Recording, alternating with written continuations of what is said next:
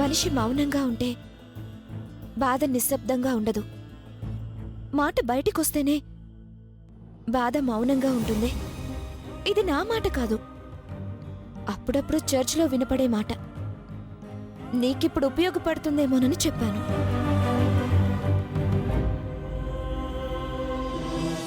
నువ్వు ఇంట్లోంచి బయటికొచ్చి 2-3 రోజులు అయ్యుంటుంది కదా. మీ వాళ్ళు నీ గురించి టెన్షన్ పడుతుంటారేమో. వాళ్ళకి నువ్వు సేఫ్గా ఉన్నట్టు ఇన్ఫార్మ్ చేయమంటావా? ఇక్కడ ఉన్నట్టు చెప్పను, క్షేమంగానే ఉన్నట్టు చెప్తాను. కనీసం వాళ్ళు కంగారు పడ్డం మానేస్తారుగా. ఎవరు వాళ్ళు? మీ వాళ్ళు. అలాంటి వాళ్ళు ఎవరున్నారు? నేను ప్రాణాలతో ఉన్నానంటే కంగారు పడేవాళ్ళ?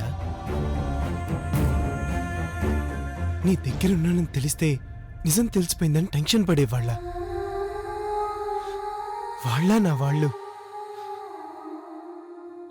మానవత్వమే లేని బండరాళ్ళు.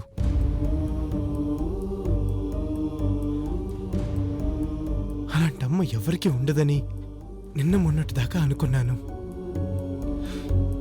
ఇప్పుడు కూడా అదే మాట అంటున్నాను. అలాంటమ్మ ఎవరికి ఉండదు, ఉండకూడదు. ఆ పదం చాలా గొప్పది, కానీ ఇలాంటి వాళ్లకు సరిపోనిది. అంతకొడుకు కూడా ఒక అమ్మ ఉంటుంది. ఆ అమ్మ కూడా తన కొడుకు బ్రతకాలనే కోరుకుంటుంది.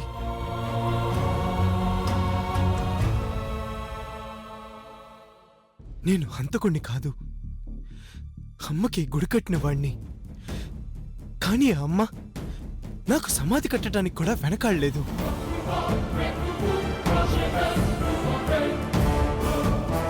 ఇన్నాళ్ళు పార్దు జీవితంలో ఆడది లేదు, ఇప్పుడు అమ్మ లేదు.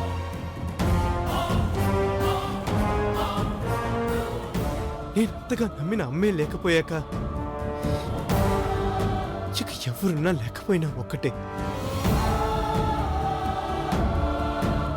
ఇది నా రెండో మరణం, రెండో జననం కూడా.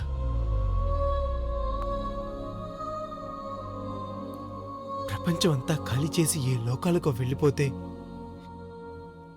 నేనొక్కడినే ఒంటరిగా నిలబడి ఆ శూన్యాన్ని నిలబడి చూస్తున్నట్టుంది. ఈ శూన్యం నాకా, నా మనసుకా, నా భవిష్యత్తుకా?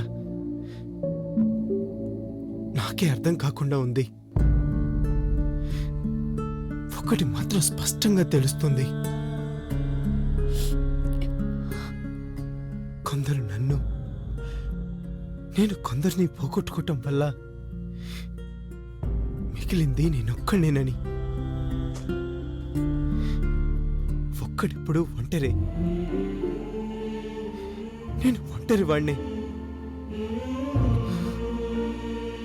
నాకెవ్వరూ లేరు. లేదు, నువ్వు ఒంటరి వాడివి కాదు. నీకోసం, నీ చిరునవ్వు కోసం, నీ చేయి అందుకోవడం కోసం ఎదురు చూసేవాళ్ళున్నారు.